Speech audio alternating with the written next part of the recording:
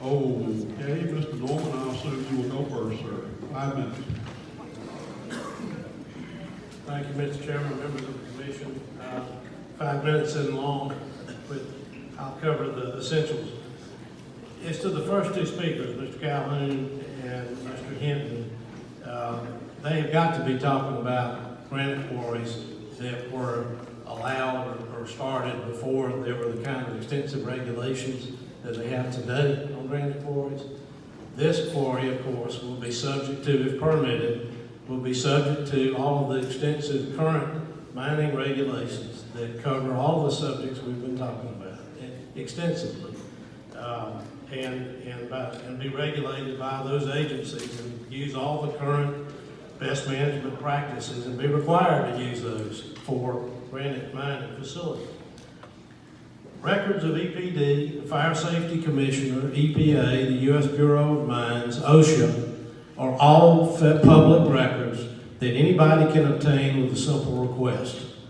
You have not been provided one single report from any of those agencies that show that the kind of concerns they allege about this proposed mining facility actually occur with modern granite mining facilities. If they occurred, the kind of things they're talking about, you would have been covered up with information like you have been in this binder.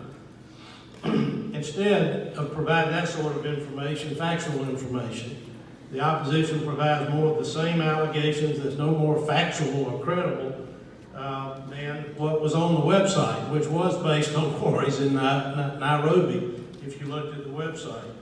The proof is in the pudding. There are quarries all over the state of Georgia, just like what we're proposing, except this is more modern and subject to every current regulation.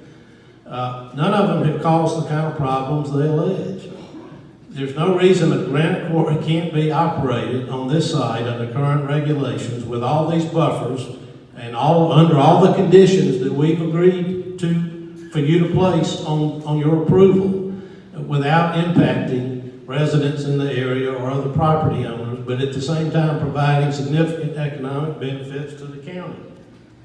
So that people don't have to leave the county for jobs and drive 3 hours to go work somewhere else. They can stay here and work and be close to family and friends, like all of us do. Mr. Stack basically wants to litigate this zoning request as if we were in court. Well, he'll have that opportunity when he gets to the state level. You can appeal permits issued at the state level, and I'd love to see him try to tell the people at the state level who know what they're talking about and know what he's trying to allege. I'd like to see him make all these same allegations at the state level to people who know. And he uses these consultants. We've responded in the letter I sent you last week. Our consultants have responded to the allegations that he's referred to again tonight. The noise report, for example. They want to use the World Health Organization standard for noise, acceptable noise. That's a standard for 16 hours outdoor activity. I doubt that anybody in this area spends 16 hours outdoors. The usual governing criteria that everybody uses, the standard is the EPA standard that our noise expert used. Mr. Kiger, if I'm getting the name right, sounds more like he was a bomb expert for the federal government, and that he's talking about U.S. military smart bombs. If he really believes if that report said what Mr. Stack says it says, and if Mr. Kiger really believes that, then Mr. Stack and Mr. Kiger need to send that report to the Georgia EPD, the Georgia Fire Safety Commissioner, the Georgia Legislature, the OSHA, the U.S. Bureau of Mines, the Georgia and Federal Geologic Survey, and Congress, if what he says is true about blasting affecting properties 2 miles away. He needs to be talking to them instead of us. And I don't believe it. Blasting's highly regulated, and you know, all of the standards are based on experiments and data, and they're much lower than what is necessary to be sure to protect structures in the vicinity of a mine where blasting occurs. That's all I need to say. Thank you. Thank you, Mr. Norman, we appreciate that. Mr. Stack?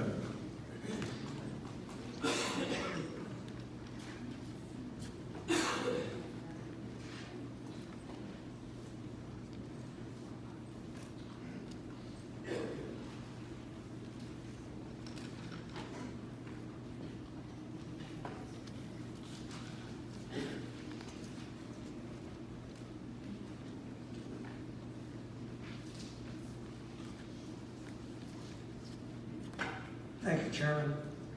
Just as a couple of administrative matters, since that's why Mr. Smith gets paid the big bucks, was to make sure that I don't overlook that. Your actual packets only have like the first 10 pages of the comprehensive plan, because I figured you're all very familiar with it. I didn't feel like color copying 100 and some pages, but from an administrative standpoint, obviously, we're incorporating the entire Meriwether Joint Comprehensive Plan, and also the submittal that we've just made to you is part of the record also. Also want to address the real world, which is that it's interesting because all the prior hearings and opportunities to discuss this, Mr. Norman kept saying, well, get some real people in here. And so we got real people in here to tell you about real world experience, and then he tries to poo-poo them and say, well, it really can't be that bad because these are old quarries, they had to be permitted previously. What he wants to overlook, the fact is that those operations where it may have been permitted years ago, but they have to be re-permitted every year. And these folks who came forward, who had the guts to come forward, they're not the kind of people who are going to sit there and call up EPD, call up OSHA, and say, oh, by the way, I just got fly rock in my yard, and stuff like that, because that's not the real world. The real world is that these folks have said, I tried to make a difference. I couldn't get anywhere with the regulatory officials, so now I have to live with it. And they're trying to tell you, you know what, you have an opportunity where you don't have to live with it. You don't have to go through what we're having to go through. So that's what I'll say about those. In terms of Dr. Kiger, it's interesting because no matter what expert we put up there, he's going to try to find something to quibble about. No, take the time to actually look at what Dr. Kiger says. He's a bomb expert. Well, yeah, he tells you entirely, lays it out for you. He doesn't just sit there and say, trust me. He gives you the reports, he gives you the case citations, he gives you the data, all of that to say, here is why there's a 99% probability that there is going to be harm from blasting in this. Dr. Kiger and our other experts that I didn't have time to discuss make it abundantly clear that their contentions about no harm to the wells is absolutely baseless. They can't say that based upon the geology here. They cannot say that. They just flat out cannot say that. I don't care how many times Mr. Norman says that there's not going to be a problem, or that Mr. Fitzgerald stood up there and said, oh, just read our frequently asked questions, number 9, in our website. It's conclusory. No, our folks take the time, the effort, the data, the actual analysis. They don't have a dog. They don't have an economic benefit to this. Dr. Barrow at Columbus State University, he's not getting anything. He literally did this for free because he felt that you needed to have that information. Dr. Kiger is not going to sit there and ruin a reputation that he worked for the White House, for God's sakes, and sit there and say, what?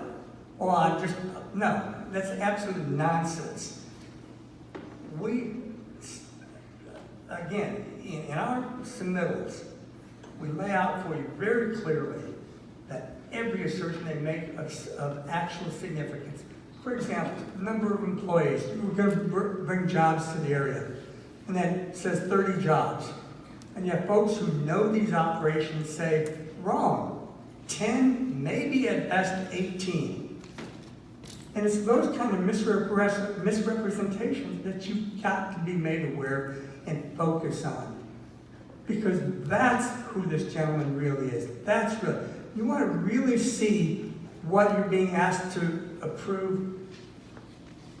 Mr. Fitzgerald had communications with community people who are concerned. They say to him, we're really concerned about what you're going to do here. And this is the response you get from Mr. Fitzgerald. Take a deep breath. You'll be sucking silica dust shortly.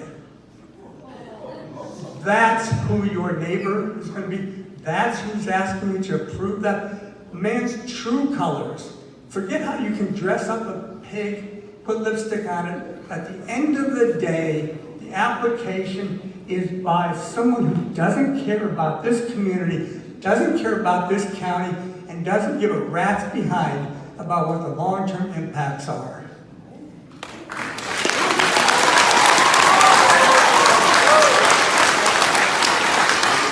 Thank you, Mr. Sack.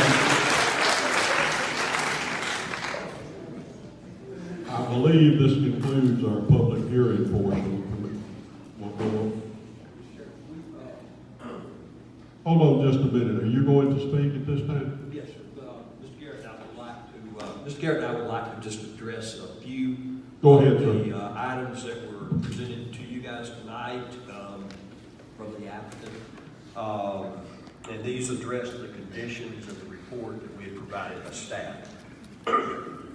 You guys should have a copy of this in your packets.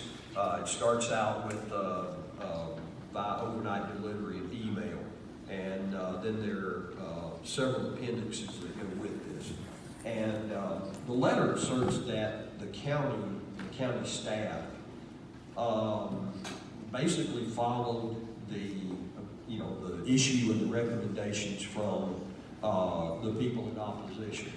And that is simply not true. County staff reviewed this in detail. We did our own research. We did our own conclusions of areas of concern. And then we did review the balance of material that had been provided. And what that material did was it actually showed that some of our concerns were shared by the opinion of others.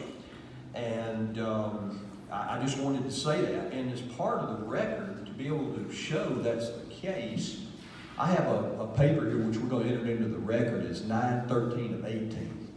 This starts out with rock quarry review. And this lists a lot of concerns that the county staff sat down and talked about. And I would also think it's important to note that this was prior to receiving any information from Mr. Stack or anyone else concerning this, with the exception of the application. So this was dated 9/13, and that was at least probably 5 days before we received anything. We'll give that to Beverly for her insertion into the records. We also want to just go, and I'm not going to bore you with all of it, but I do have quite a bit of information here where you guys can see, and everybody can see that I've reviewed this, and Ron's reviewed this in detail. But there are a few things I want to like to point out.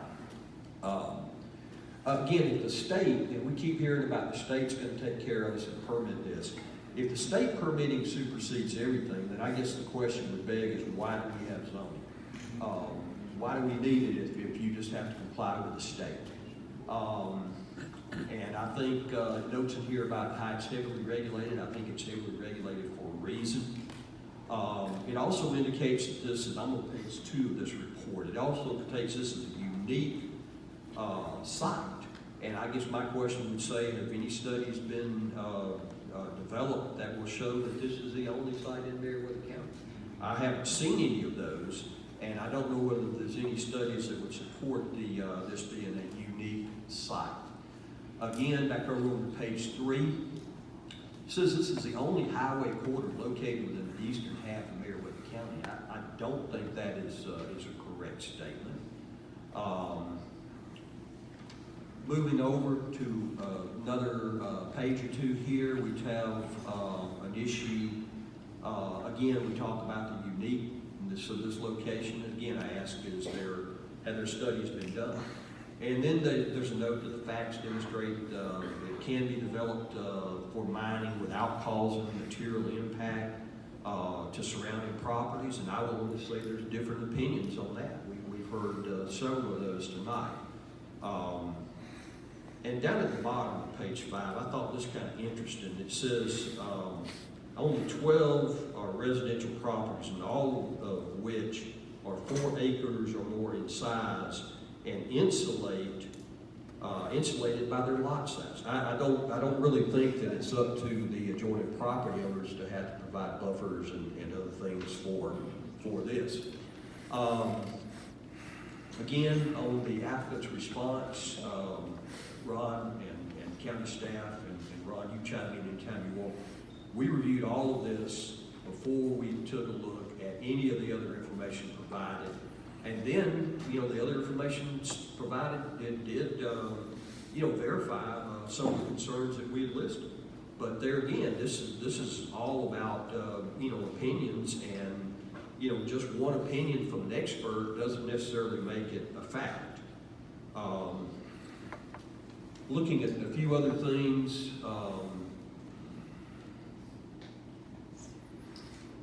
and all of this will be entered, but I did want to point out a few things.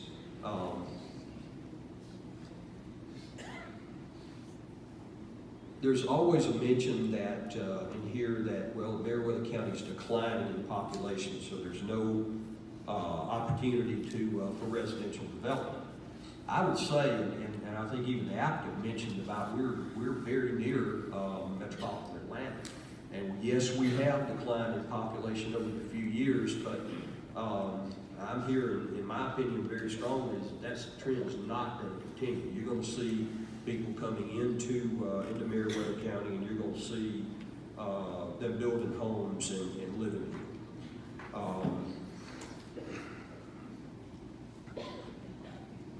Over on page 9, it says that staff report the recommendations. Owner and director and staff will assume the role and function of noise experts, blasting experts, traffic, land use compatibility experts, largely to go in the result of professional studies.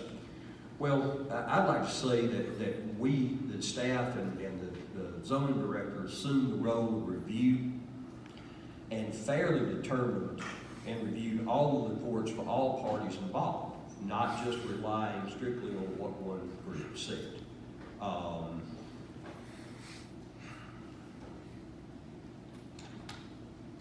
Over on page 10, it talks about the revenue estimates. And in the second line, it says staff report questions of estimated tax revenues based on projected product sales in the county and the use of a slightly incorrect millage rate. I'd like to point out that millage rate was incorrect by 32%. And also there was no mention of Freeport exemptions that would also impact the revenue coming back to the county. And down at the bottom of that page, they say, well, this is, we haven't provided any proof that the subject property has significantly increased since 1985. We'd like to point out and also enter into the records, we do have the tax digest information. And since 1985, this property's increased in value from $539 an acre to 2,332 acres today. That's a substantial increase, that's in my terms. And that also does not include the timber and the value that would have went with the timber. We talked about the comp plan, and basing this on this, the comp plan was one of multiple criteria considered for this. And character map, same way. It's one of many that we consider.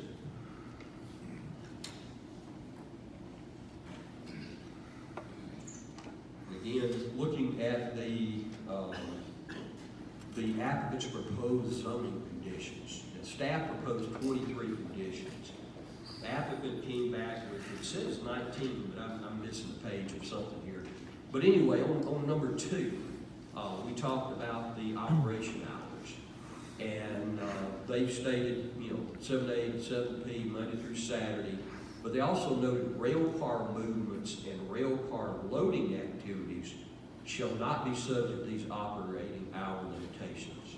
And that means if they were allowed to, they could operate at night. They could load rail cars at night and move rail cars at night. Their peak particle velocity, they have asked to be 1.5 inches per second. We had indicated in ours 8.8.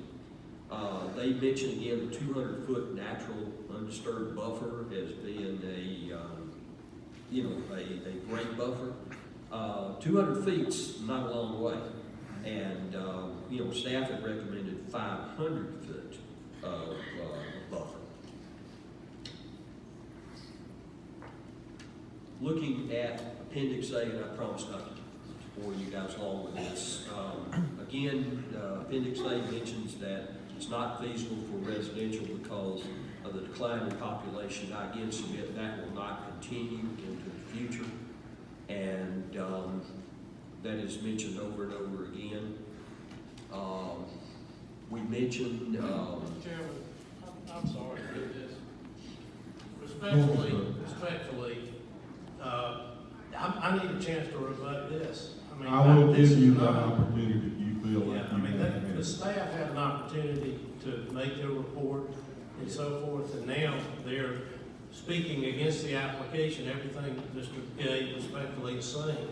And I didn't know, if I'd known I was gonna be opposing the staff, I would have responded to some of this. I just want to object for the record to this this is not part of the procedure, it's out of order, and I object. Thank you. Hold on just a second, let me confer with legal for a second. What do you think?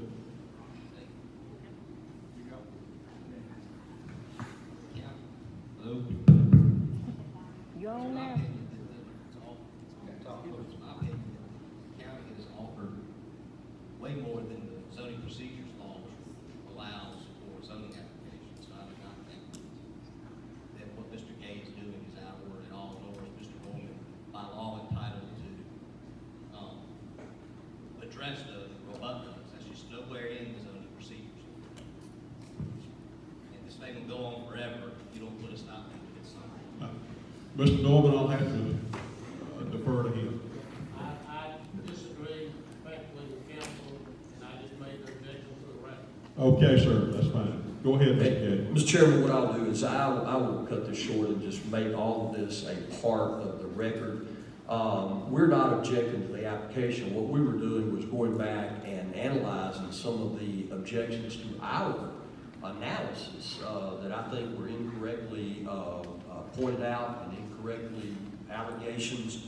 And I just want to be sure for the record that we had that as well, because a lot of the information presented in the opinion of staff is just absolutely not factual. And what I'll do is ask that Appendix A, Appendix B, C, and all the way through, I think it's D, or all of the things in the packet. I'll just ask that all of the minutes in the packet and the other comments in the back be entered into the record on behalf of the Marion County. And with that, Mr. Chairman, that's all we have. Ron, anything else? That concludes your comments. Is there anything else I need to do, legal? close the public hearing. That's all you need? Okay. There's a motion. Do I hear a motion at this time to close public hearing? Is there a second? All in favor? Public hearing is now closed. It looks like it's in our court now, commissioners. Well, I'd like to make a motion that we deny the application for the zoning based on recommendations from staff. And also, sorry, I don't usually need one of these. I'd like to make a recommendation to deny the application for rezoning based on the information provided by our staff as well as the denial from the zoning board also. I second that. I have a motion and I have a second. Is there further discussion?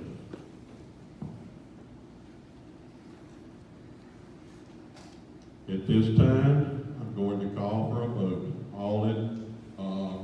All for the motion of denial, please let me know with their hand.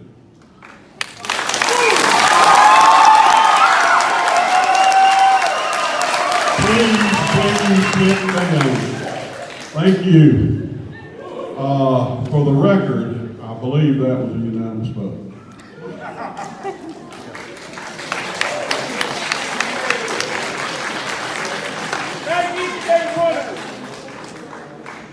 Again, please watch your composure out there. We've got other things we've got to cover here. That brings us up to our unfinished business under section 8. And it looks like it's the appointments of the planning commission, and I believe that's District 2. At this time, I would like to nominate Cheryl Plessy. She's located in Marion County. She works in teeth and not majority, but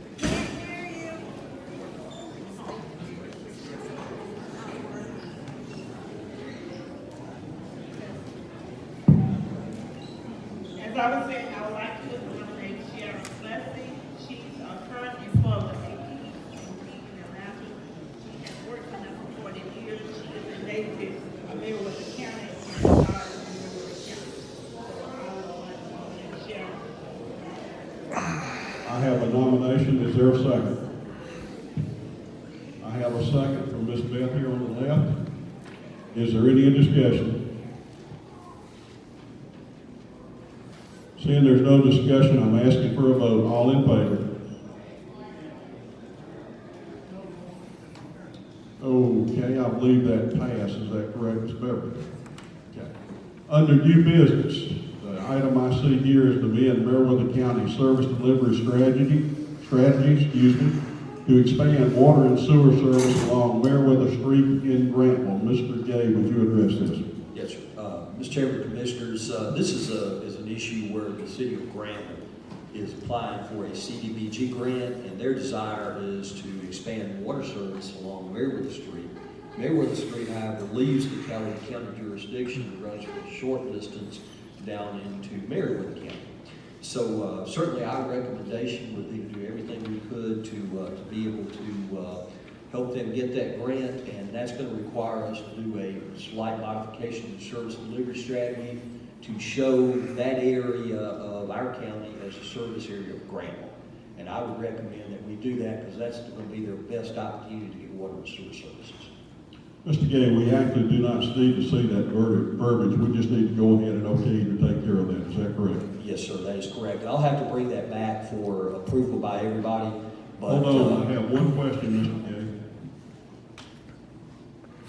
Mr. Gay, I just wanted to find out, is that extending the line or just covering those that are currently on Meriwether Street? I'm going to request that they extend the line, and what I plan on doing is indicating their service areas to the end of the street completely. And, and that will allow them to be able to expand and serve all the residents. Thank you. Do I hear a motion to so empower Mr. Gay? I have a motion from Commissioner Threadgill. Do I have a second? I'm going to accept yours there, Miss Mary. We do have a second. All in favor? So passes. Take care of that, Mr. Gay. Now, at this time, we have a report from our finance director, Mr. Beal.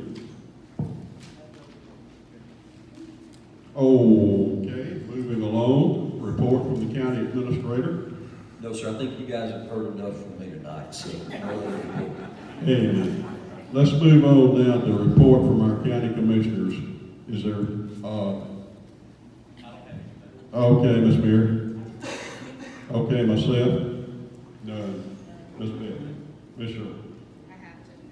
I'm sorry. This may be a first. I don't think we've ever done that. Just briefly, this past Saturday, I had the opportunity to attend the fly-in that was done at the Warren Spring Memorial Airport, and it was a young man. He's 17 years of age, who was a pilot. He put this on and came to the county to do a presentation, and I wanted to say he did an absolutely wonderful job.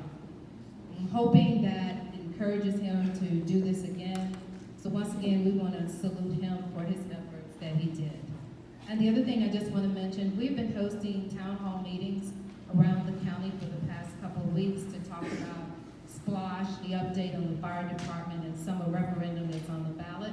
There will be another meeting this coming Thursday in Appleton at the fire station at 6 p.m. Thank you. Barrister Susan. I have nothing, Chairman. Well, I appreciate that. And certainly no executive session. Is that correct? Yes, sir. At this time, let me go ahead and cover our future meetings, and I'll come back to public comment. Our November the 14th at 9 a.m. will be our regular meeting. November the 22nd to 23rd is Thanksgiving holidays.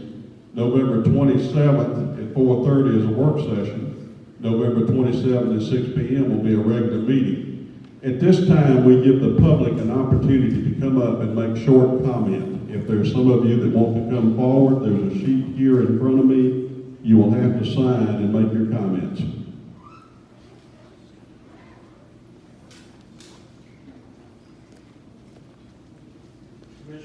Whoa, you gotta come get this sheet right. Yeah, go ahead and take that back to the podium with you and just keep it there. And again, like you were about to do, go ahead and give your name and address. My name's Ronnie Bird, and I'm the chairman of our group, Citizens for Action in the County. I don't even know where to start, but this started out back in March and April. And it's been one of the most taxing, emotionally and physically draining things. I knew you guys feel the same way. But after seeing you guys in action tonight, I want to say thank you. My hat's off to you. And I'd like for our group to stand up and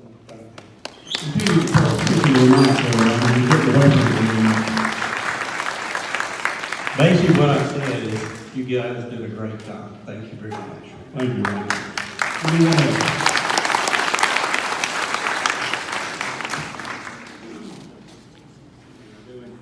Gene King of 2433 Southern Mill Road.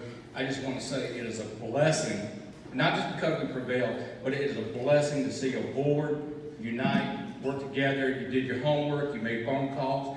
Some of y'all even took time to go look at different things, study yourself, research it. You know, Mr. Theron's gave possibility it could, possibility it can't, but he said it comes down to the board and understanding everything we're dealing with. And I just keep thanking you enough. And I know Meriwether County has now got a message clear that we will build our county the way we want to build it. We'll build it with the right industry, the right business coming in and jobs, and we will not be railroaded by power. Anyone further wishing to speak? Since I see no movement, I assume we're through with public comments. At this time, Commissioners, do I hear a motion we adjourn? I already have a motion, a second. All in favor? Meeting is adjourned. Thank y'all.